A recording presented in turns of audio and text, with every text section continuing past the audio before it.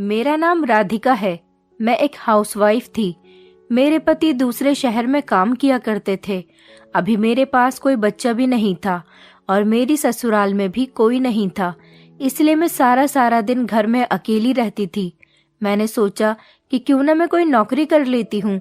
लेकिन एक दिन मेरी फ्रेंड से जब मैंने कहा कि मैं सारा दिन अकेली और फ्री रहती हूँ, अगर कोई नौकरी हो तो मुझे ज़रूर बताना। मेरी फ्रेंड ने कुछ दिनों के बाद मुझे एक ओल्ड एज होम की वार्डन की नौकरी के बारे में बताया। उसने कहा कि क्या तुम ओल्ड एज होम में नौकरी कर सकती हो, वहाँ पर तुम्हें पैसे भी अच्छे मिलेंगे और वहाँ की औरतों के साथ तुम्हारा टाइम भी पास हो जाया करेगा। ओल्ड एज होम में सिर्फ 50 साल की औरतें ही होती है, तुम्हें उनकी देखभाल करनी है। मुझे ये नौकरी कोई घाटे वाली नहीं लगी थी, इसलिए मैंने सोचा कि ये नौकरी तो बहुत अच्छी है, मैं ये नौकरी करने के लिए तैयार हूँ। लेकिन मेरी फ्रेंड ने इस नौकरी के बारे में एक बड़ी ही अजीब बात बताई। मेरी फ्रेंड ने कहा कि ये नौकरी हमारे शहर में नहीं, बल्कि तुम्हें ये नौकरी करने के लिए एक गांव जाना पड़ेगा। ये ओल्ड एज होम एक गांव में मौजूद है। इस गांव में मेरे चाचा जी का घर है। मैं कुछ दिन पहले अपने चाचा जी के घर गई थी, तब उन्होंने मुझे इस गांव के ओल्ड एज होम के बारे में बताया था और कहा था कि अगर कोई यहाँ पर वार्डन की नौकरी करना चाहे तो उसे बता देना, इसलिए मैं तुम्हें बता रही हूँ। अब हमारे गांव की औरतें तो पढ़ी लिखी है नहीं। मैंने सोचा कि मैं इस नौकरी के बारे में तुम्हें ही बता दूं, तुम इस नौकरी के लिए बिल्कुल परफेक्ट हो। मैंने अपनी दोस्त से कहा कि तुम कह तो ठीक रही हो, लेकिन पहले एक बार मैं अपने हस्बैंड से इस बारे में परमिशन ले लेती हूँ, क्योंकि मुझे अपना घर छोड़कर गांव में रहना पड़ेगा। मेरी फ्रेंड ने कहा तुम्हें वहां पर कोई दिक्कत नहीं होगी। मेरे चाचा जी तुम्हें वहां पर रहने के लिए एक कमरा किराए पर दिलवा देंगे। तुम आराम से वहां रह सकती हो, वहां तुम्हें कोई परेशानी नहीं होगी। मैंने अपने पति को कॉल की और उनको सब कुछ बता दिया। मेरे पति को मेरी इस नौकरी से कोई दिक्कत नहीं थी। उन्होंने कहा कि ठीक है, मैं भी घर पर नहीं रहता तो तुम्हें सारा दिन अकेले रहना पड़ता है, तुम चाहो तो ये नौकरी कर सकती हो, मुझे कोई प्रॉब्लम नहीं है। मेरे पति बहुत अच्छे इंसान थे। मैं अपनी फ्रेंड के चाचा के गांव में चली गई और वहां जाकर मैंने नौकरी करना शुरू कर दिया। लेकिन वहां पर मुझे एक बूढ़ी औरत बैठी हुई मिली। उसकी आंखों में एक अजीब सा खालीपन और डर दिखाई दे रहा था। मैं उस औरत को देखती तो मुझे ऐसा लगता था जैसे मैंने उसे पहले भी कभी देख रखा हो। इस बूढ़ी औरत की उम्र लगभग 75 साल होगी। इस बूढ़ी औरत को देखकर मुझे ऐसा लगता था जैसे ये मुझसे कुछ कहना चाहती है। मुझे यहाँ पर नौकरी करते हुए लगभग 15 दिन गुजर गए थे, लेकिन रोज ये मुझे बूढ़ी औरत ओल्ड एज होम के बाहर नजर आती थी। इस ओल्ड एज होम में 25 से 30 साल की औरतें रहती थीं, जबकि ओल्ड एज होम तो बूढ़े लोगों के लिए होता है। और ये बूढ़ी औरत जो ओल्ड एज होम के बाहर खड़ी रहती थी, ये इस ओल्ड एज होम के अंदर जाकर क्यों नहीं रहती थी। जब भी मैं किसी काम से बाहर निकलती तब ये बूढ़ी औरत मेरे सामने आ जाती थी और मुझे घूर घूर कर देखती रहती थी। लेकिन जब मैं इस बूढ़ी औरत को नजर भरकर देखती तो ये मुझसे अपनी आंखें फेर लेती थी। मैंने एक दिन इस औरत से बात करने का फैसला किया। दरअसल मैं इतने बड़े ओल्ड एज होम की एक अकेली ही वार्डन थी। ये ओल्ड एज होम एक गांव के बीच में मौजूद था। इस गांव में बहुत सारे लोग रहते थे और यहाँ पर मैंने गांव के लोगों के मुंह से सरपंच के बारे में बहुत कुछ सुना था कि यहाँ पर कानून से ज्यादा सरपंच के फैसले को अहमियत दी जाती है। जिस गांव में सरपंच का राज चलता हो उस गांव में हमेशा कानून कमजोर होता है, क्योंकि गांव के लोग पढ़े लिखे तो होते नहीं, इसलिए सरपंच के फैसले को ही अपना फैसला समझ लेते हैं और सरपंच के आगे अपने हथियार डाल देते हैं। मैं तो यहाँ पर बड़ी समझदारी से रहती थी, ज्यादा किसी से बातचीत भी नहीं करती थी और हमेशा अपने काम से काम रखती थी। लेकिन मैं आज भी इस बूढ़ी औरत को देखकर यही सोच रही थी कि आखिर ये औरत ओल्ड एज होम के बाहर क्यों खड़ी रहती है। अगर ये कोई गरीब औरत है तो फिर ओल्ड एज होम के अंदर आकर क्यों नहीं रह लेती। वैसे तो ये बुढ़िया मुझे सारा दिन नजर नहीं आती थी, लेकिन जब रात को मेरे घर जाने का टाइम हो जाता तो ये सड़क के किनारे किसी गहरी सोच में गुम होती थी। रात को ओल्ड एज होम में किसी दूसरे वार्डन की ड्यूटी होती थी। मेरी ड्यूटी बस सुबह 8 बजे से लेकर रात के 8 बजे तक की ही होती थी। मेरा इस बूढ़ी औरत से बात करने का बहुत दिल करता था, क्योंकि ये अक्सर ही मुझे ऐसे घूरती थी जैसे कि इसका मुझसे कोई पुराना कांटेक्ट हो। लेकिन फिर मुझे इस अनजान औरत से बात करते हुए भी डर लगता था। फिर एक दिन वो हुआ जिसके बारे में मैंने कभी सोचा भी नहीं था। ओल्ड एज होम में एक औरत की बहुत ज़्यादा तबीयत खराब हो गई थी। इसको बहुत तेज़ बुखार था और इसे संभालने के लिए मेरी खास ज़रूरत थी। वो पागलों वाली हरकतें कर रही थी। दिन में मेरी ड्यूटी होती थी और रात को दूसरी वार्डन की ड्यूटी होती थी, लेकिन सारी औरतों को मुझसे बहुत लगाव हो गया था, इसलिए वो मुझे ज़्यादा पसंद करती थी। तो उस औरत का ध्यान रखने के लिए मुझे ही रुकना था। मैं नहीं चाहती थी कि उस औरत की और ज़्यादा तबीयत खराब हो जाए। उस औरत का नाम मोहिनी था, इसलिए मैंने आज रात वाली वार्डन को वापस भेज दिया था और मैं ओल्ड एज होम में रुक गई थी। मैंने सोच लिया था जब तक मोहिनी की तबीयत ठीक नहीं हो जाती मैं यहाँ से नहीं जाऊंगी, वरना ऐसा न हो कि मेरे पीछे मोहिनी को कुछ हो जाए। ओल्ड एज होम के बाहर 2 चौकीदार भी बैठे होते थे। वो दोनों तो बहुत बेवकूफ़ थे, उनसे तो किसी अच्छे काम की उम्मीद ही नहीं थी। उस रात मैंने वहीं पर रहने का फैसला किया था, लेकिन उसी रात मेरा उस बूढ़ी औरत से टकराव हो गया। मैं किसी काम के लिए बाहर जा रही थी, तभी अचानक मुझे वो बूढ़ी औरत ओल्ड एज होम की सीढ़ियों पर बैठी हुई दिख गई। कुछ ऐसा हुआ कि मैं मोहिनी को खाना खिलाकर सुला चुकी थी। उसकी तबीयत में कुछ सुधार नजर आ रहा था। मैंने सोचा कि मैं गेट पर जाकर चौकीदार को बोल देती हूँ कि मुझे नींद आ रही है, मेरे लिए चाय लेकर आ जाए।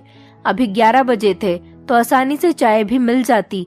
मेरे साथ साथ ओल्ड एज होम की कई औरतें भी जाग रही थीं कि तभी अचानक मुझे ओल्ड एज होम की सीढ़ियों पर कोई बैठा हुआ नजर आया। मैंने ओल्ड एज होम के दरवाजे को खुला रखा हुआ था। मैं जब सीढ़ियों से उतरकर नीचे गई तो मैंने देखा कि वो बूढ़ी औरत सीढ़ियों पर बैठी हुई थी। ये बड़ी अजीब बात थी कि रात के 11 बजे के टाइम पर इतना अंधेरा छाया हुआ था और ये बूढ़ी औरत सीढ़ियों पर बैठी हुई क्या कर रही थी। मैं जब उस बूढ़ी औरत के करीब गई तो मैंने उससे कहा कि आप यहाँ पर क्या कर रही हो। मैंने देखा कि बुढ़िया की आंखें तो लाल हो रही थी, उनकी आंखों में एक अजीब सी बेचैनी थी।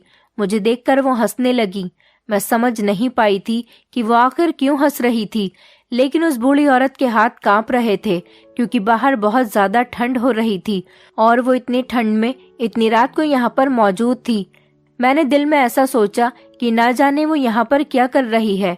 जब उन्होंने मेरी बात का कोई जवाब नहीं दिया तो मैं आगे बढ़ने लगी। तभी उन्होंने मेरा हाथ पकड़ लिया और जब मैंने पीछे पलटकर देखा तो उस बूढ़ी औरत ने अपने दोनों हाथ जोड़ लिए। मुझे बड़ा अजीब सा लगने लगा। मुझे चौकीदार को आवाज देनी थी, लेकिन सोचा कि मैं खुद ही इनसे बात कर लेती हूँ। वो औरत मेरे आगे हाथ जोड़कर कहने लगी, भगवान के लिए बेटी, तुम मेरी बेटी को यहाँ से निकाल दो। मेरी बेटी इस ओल्ड एज होम में कैद है। मेरी बेटी को इन लोगों ने ओल्ड एज होम में कैद किया हुआ है। वो बूढ़ी औरत ये बात कहकर रोने लगी। मैंने कहा, आपकी कौन सी बेटी इस ओल्ड एज होम में? यहाँ तो बहुत सारी औरतें हैं, इनमें से आपकी बेटी कौन सी है?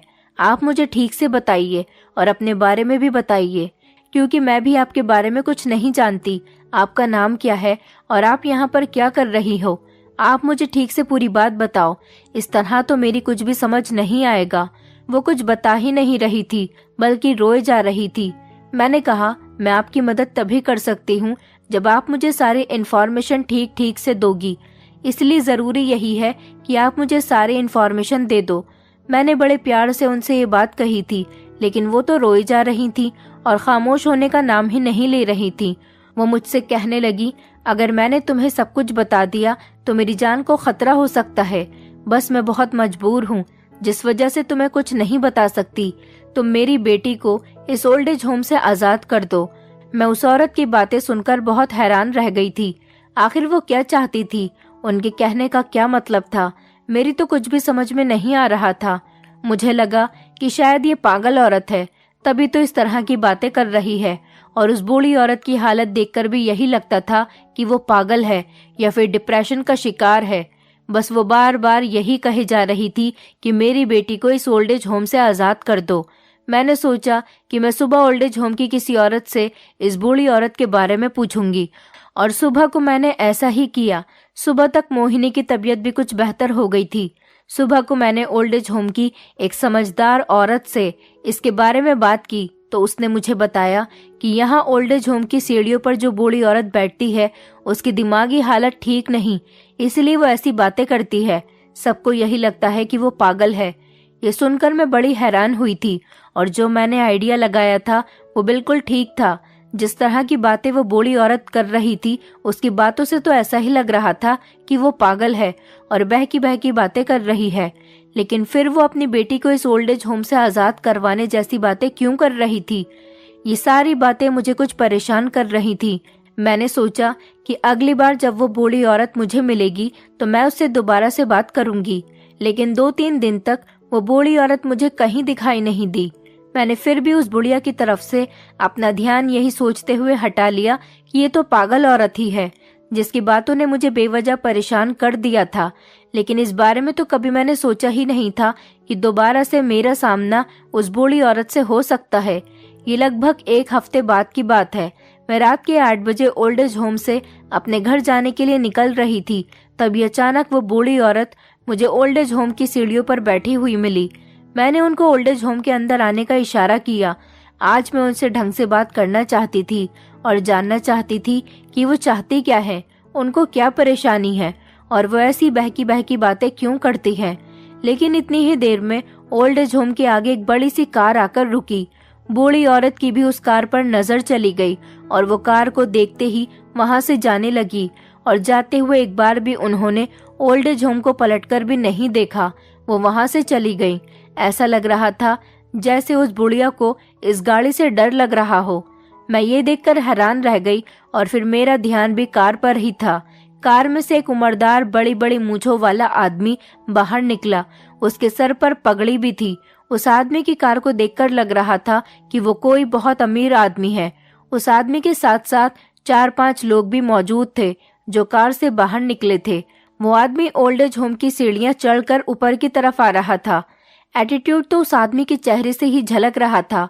मुझे उस आदमी को देखकर ऐसा लगा कि गांव का कोई अमीर आदमी है। वो आदमी ऊपर आ गया और कहने लगा कि राधिका जी आप ही हैं? मैंने कहा जी मैं ही हूँ राधिका। तो वो कहने लगे कि हमें आपसे ही बात करनी है। मैंने कहा जी चलिए ऑफिस में चलते हैं, आराम से बैठकर बात करते हैं। उसके बाद हम लोग ऑफिस में चले गए और वो आदमी मेरे सामने रखी हुई चेयर पर बैठ गया। उन्होंने बताया कि मैं इस गांव का सरपंच हूँ। आखिरकार मैंने आज गांव के सरपंच को देख ही लिया था, क्योंकि मैंने यहाँ लोगों के मुंह से सरपंच जी के बहुत चर्चे सुने थे। मैंने देखा कि सरपंच की आंखों में एक अजीब सा गुरूर था। वो कहने लगा कि मैडम मुझे आपका कुछ वक्त चाहिए। हमें पता है कि आप अपने घर की तरफ जा रही हो, लेकिन हम आपका ज्यादा टाइम नहीं लेंगे। मैंने कहा जी कहिए, मैं आपकी बात सुनकर ही जाऊंगी। सरपंच बड़ा ही बात वाला आदमी लग रहा था। वो कहने लगा कि क्या आपको पता है इस ओल्ड एज होम में औरतें बंद हैं? वो क्यों और किस लिए इस ओल्ड एज होम में रहती हैं और उन सबको किसने इस ओल्ड एज होम में रहने की परमिशन दी है? हालांकि आपने ये तो सुना होगा कि गांव में जुर्म बहुत कम होते हैं, फिर इस ओल्ड एज होम में सिर्फ 25 से 30 साल तक की उम्र की ही औरतें क्यों रहती हैं? क्या आपके दिमाग में कभी भी ये सवाल नहीं आया? इस बात ने तो मुझे भी हैरान कर दिया था। कभी मैंने इस बारे में सोचा ही नहीं था कि इस ओल्ड एज होम में सिर्फ 25 से 30 साल तक की उम्र की औरतें ही क्यों रहती हैं।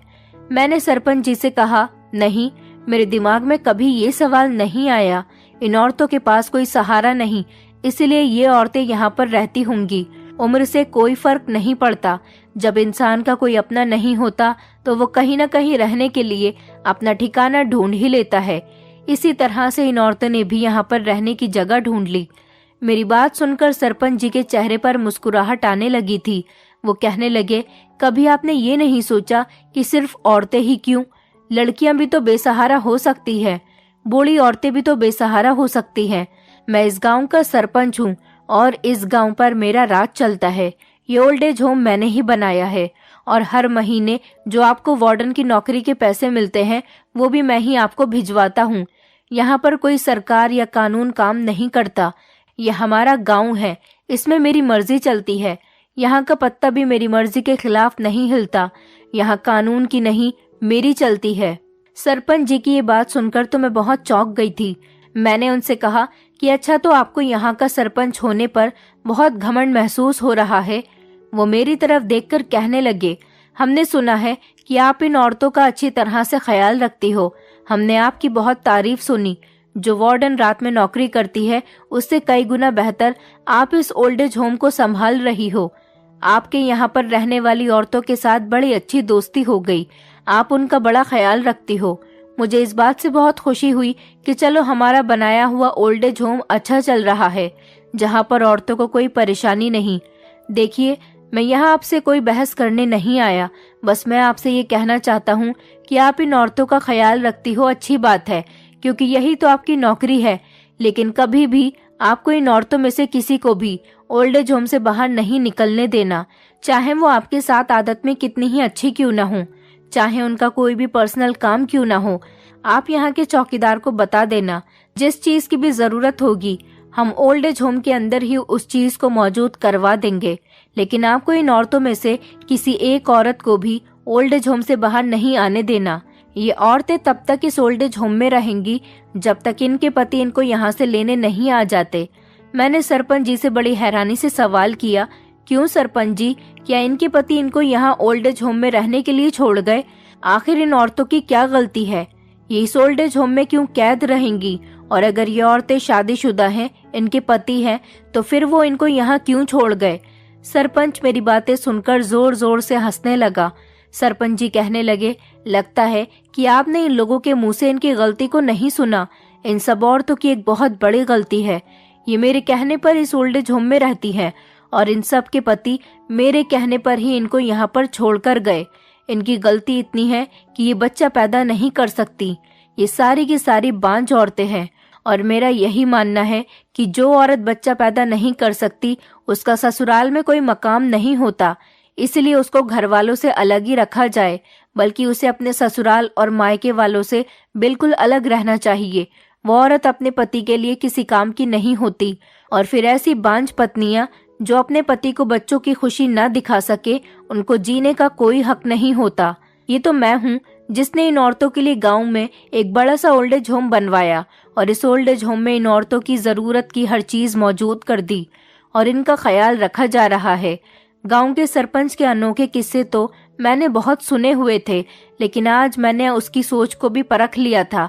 ये सोचकर मुझे बहुत दुख हुआ था कि सरपंच ऐसा इंसान था जो औरतों को पैर की जूती समझता था। मैंने सरपंच से सवाल किया कि 25 से 30 साल की उम्र की औरतें, इतनी उम्र में तो हमारे शहर में लड़कियों की शादी कर दी जाती है, लेकिन आप लोग उससे माँ बनने की उम्मीद लगा रहे हैं। ऐसा कैसे मुमकिन हो सकता है कि कोई भी लड़की शादी के 2-3 साल बाद ही आपकी गोद में बच्चा लाकर डाल दे? सरपंच कहने लगा, ऐसा बिल्कुल हो सकता है। हमारे गांव में 25-30 साल की उम्र में शादी नहीं की जाती, बल्कि हमारे गांव में 16 साल की उम्र में लड़कियों की शादी कर दी जाती है और हम 30 साल की उम्र तक इनको मौका देते हैं कि जब तक ये 30 साल की नहीं हो जाती तब तक ये बच्चा पैदा नहीं करती तो इनको इनके ससुराल से निकाल दिया जाता है। और अगर 30 साल की उम्र के अंदर अंदर बच्चा पैदा हो गया तो वही औरत अपनी ससुराल और पति के साथ रह सकती है। मुझे सरपंच के मुंह पर थूकने का मन कर रहा था। ये कितना गिरा हुआ इंसान था कि इन औरतों के अभिमान के साथ खेल रहा था। और ये कैसा गांव है? इस गांव के लोग क्या पागल हो गए हैं? अपनी इतनी छोटी छोटी बेटियों की शादी, जो कि ठीक से जवान भी नहीं होती, सिर्फ 16 साल की उम्र में कर देते हैं। और फिर जब कोई लड़की बच्चा पैदा नहीं करती तो उसे ही ओल्ड एज होम में बंद कर दिया जाता है। ये कोई अच्छा कानून नहीं था। सरपंच जैसे इंसान को तो पुलिस के हवाले कर देना चाहिए। जबकि अब यह हकीकत सामने आ गई थी कि जो गांव का सरपंच है वो बहुत ताकतवर इंसान है और गांव के सभी लोग उसकी बहुत इज्जत करते हैं और उसका कहना मानते हैं। उससे पंगा लेना मतलब अपनी नौकरी से हाथ धो बैठना। मुझे नौकरी इतनी प्यारी नहीं थी क्योंकि मैं कोई गरीब नहीं थी जो मुझे नौकरी की जरूरत होती, लेकिन मैं इन औरतों का साथ देना चाहती थी। उस दिन तो मैं सरपंच की बात सुनकर खामोश रह गई थी, क्योंकि मेरे पास सरपंच के खिलाफ एक्शन उठाने का कोई रीजन नहीं था। वो औरतें भी तो खुशी खुशी इस ओल्ड एज होम में रह रही थी और मुझे इस ओल्ड एज होम में नौकरी करते हुए 3 महीने हो गए थे। लेकिन इस ओल्ड एज होम की किसी भी औरत ने मुझे अपनी परेशानी के बारे में कुछ नहीं बताया था। मुझे पता था कि गांव का कोई भी इंसान सरपंच के खिलाफ अपना मुंह इतनी आसानी से नहीं खोलेगा। मैंने सोचा भी नहीं था कि कभी मेरा सामना सरपंच जैसे घटिया इंसान से होगा। फिर न जाने क्यों मेरे दिमाग में अचानक उस बूढ़ी औरत का ख्याल आया। मैंने सरपंच जी से कहा, सरपंच जी, आपने मुझे सारी बात तो बता दी, लेकिन एक बात नहीं बताई, वो ये है कि रोज रात के टाइम पर ओल्ड एज होम की सीढ़ियों पर एक बूढ़ी औरत बैठी हुई होती है। वो बूढ़ी औरत कौन है? क्या आप उसे भी ओल्ड एज होम में बंद करवाना चाहते हैं? मेरी बात सुनकर सरपंच के चेहरे पर घबराहट भरे एक्सप्रेशन साफ नजर आ रहे थे।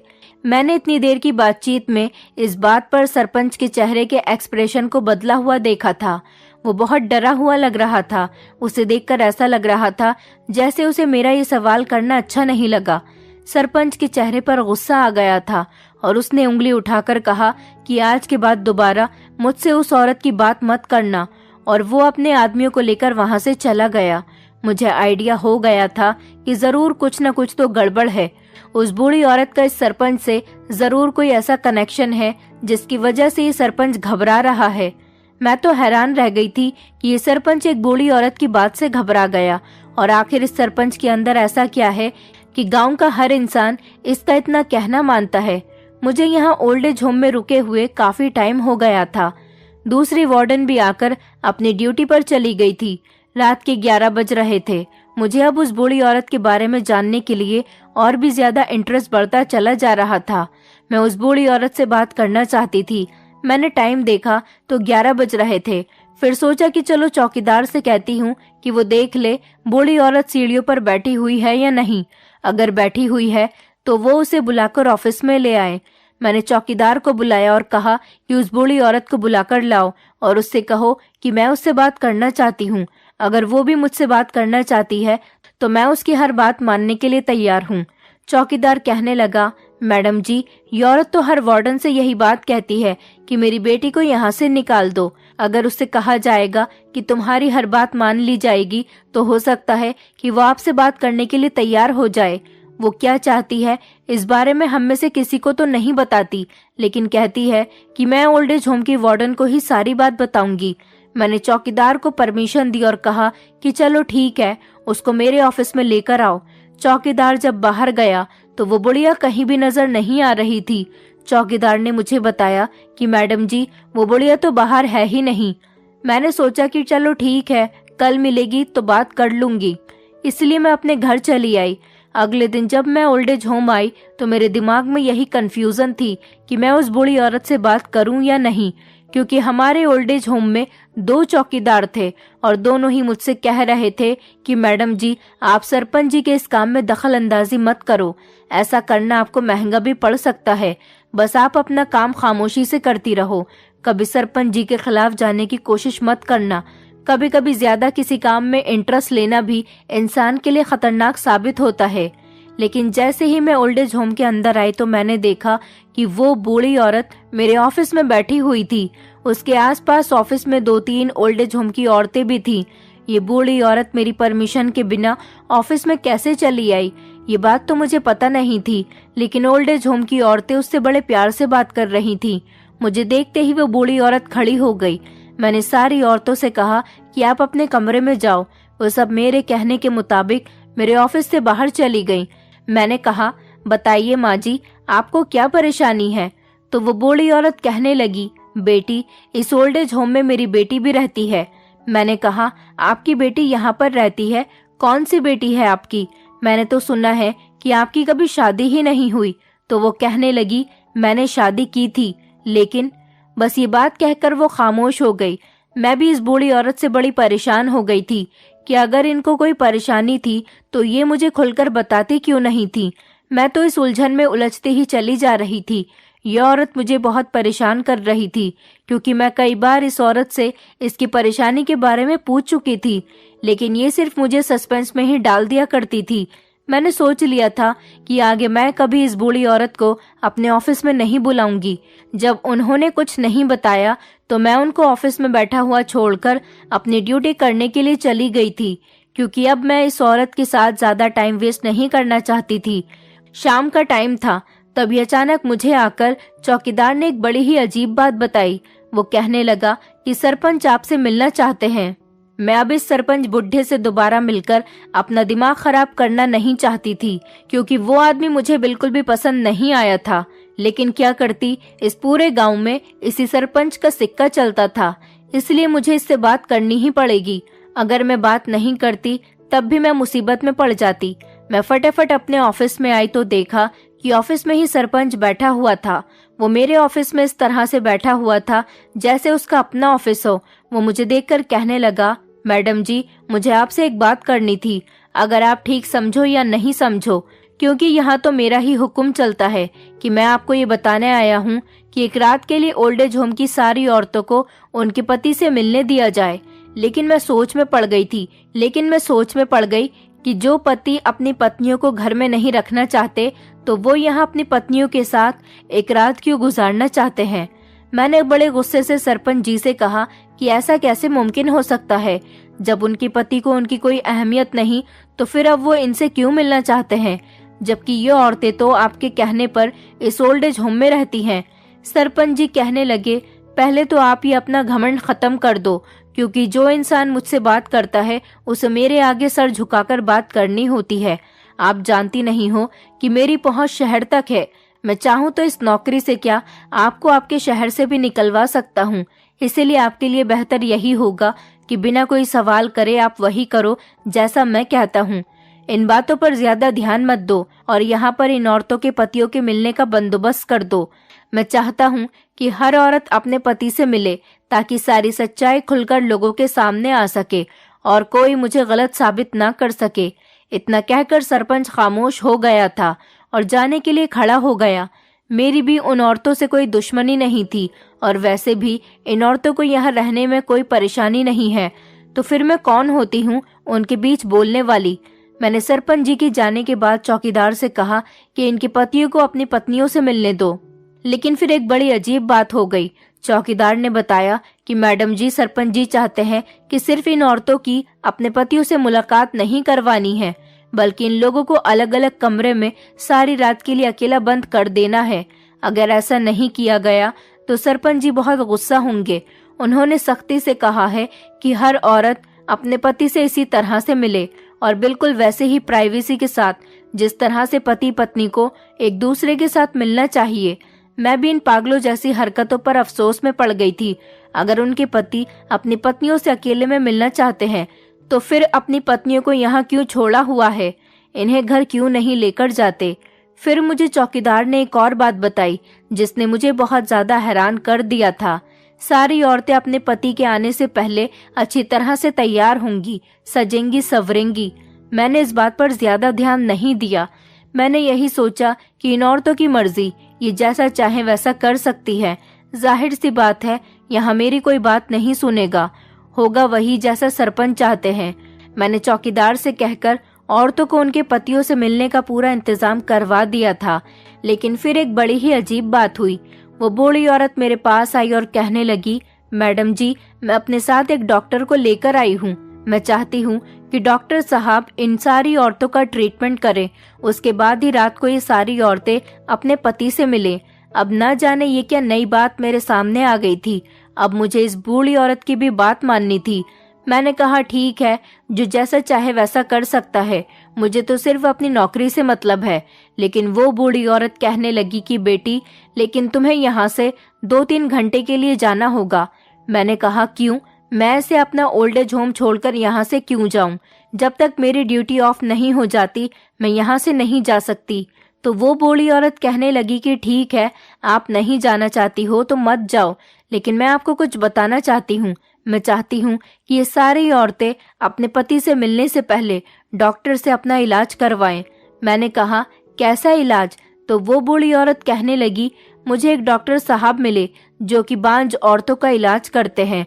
वो बांझ औरतों के एक ऐसा इंजेक्शन लगाते हैं जिस इंजेक्शन के बाद वो सारी औरतें अपने पति के साथ संबंध बनाने के बाद जल्दी ही प्रेग्नेंट हो जाती हैं। मैं ये बात सुनकर हैरान रह गई थी। मैंने कहा, ठीक है, तो फिर बुलाओ तुम अपने डॉक्टर को, देखते हैं कि तुम्हारा डॉक्टर कितना काबिल है। अभी रात होने में बहुत टाइम था, इसलिए वो बूढ़ी औरत अपने साथ डॉक्टर को लेकर आ गई। लेकिन जब मैंने डॉक्टर को देखा तो मेरे पैरों तले से जमीन निकल गई कि ये डॉक्टर कोई और नहीं बल्कि मेरा अपना पति था। अपने पति को देखकर मैं हैरान रह गई। मैंने अपने पति से कहा कि तुम यहाँ पर क्या कर रहे हो? उसके बाद जो कुछ मेरे पति ने मुझे बताया उसे सुनकर मेरे होश उड़ गए।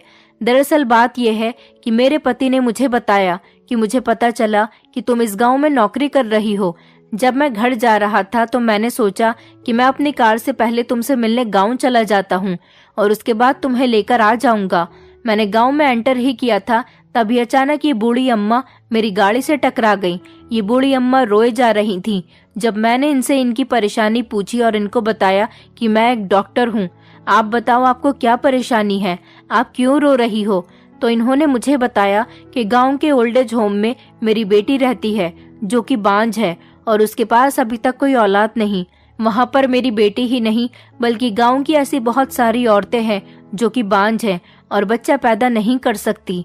हमारे गांव के सरपंच ने उन्हें एक ओल्ड एज होम में बंद किया हुआ है। जब तक ये औरतें प्रेग्नेंट नहीं हो जाती तब तक इनको ओल्ड एज होम से बाहर नहीं निकलने दिया जाएगा और ये अपनी मर्जी के मुताबिक जिंदगी नहीं जी सकती। मेरी बेटी भी इसी ओल्ड एज होम में बंद है। ओल्ड एज होम में रहने वाली औरतों को कोई परेशानी तो नहीं, लेकिन सरपंच का मानना है कि जो औरत बच्चा पैदा नहीं कर सकती उसे इस दुनिया में जीने का कोई हक नहीं। मैंने इस बूढ़ी अम्मा को समझाया कि मैं आपकी बेटी और जितनी भी ओल्ड एज होम में रहने वाली औरतें हैं उन सब का इलाज करूंगा, क्योंकि साइंस ने बहुत तरक्की कर ली है। अमेरिका में रहकर मैंने औरतों के बांझ पर ही रिसर्च की है। हम लोगों ने एक इंजेक्शन बनाया है जो कि बहुत महंगा है, लेकिन जब वो इंजेक्शन किसी औरत के हाथ में लगा दिया जाए तब वो औरत अपने पति के साथ रिलेशनशिप बनाने के बाद जल्दी ही प्रेग्नेंट हो जाती है। और मैं ऐसा ही इलाज करने के लिए यहाँ पर आया हूँ। लेकिन तुम्हें देखकर बहुत खुश हुआ। मैं भी अपने पति को देखकर बहुत खुश हो गई थी। अब मैं सारी कहानी समझ चुकी थी कि ये बूढ़ी औरत मुझे क्या कहना चाहती थी, लेकिन कभी कुछ कह नहीं पाई। मैंने अपने पति को अंदर जाने की इजाजत दे दी और मेरे पति ने एक एक करके सारी औरतों पर ट्रीटमेंट किया और उनके इंजेक्शन लगाया। उसके बाद जब रात हो गई तो मैंने सरपंच जी को कॉल किया और उनसे कहा कि सारी औरतें तैयार हैं, इनको इनके पतियों से मिलवा दिया जाए। मैंने मुलाकात का सारा बंदोबस्त कर दिया।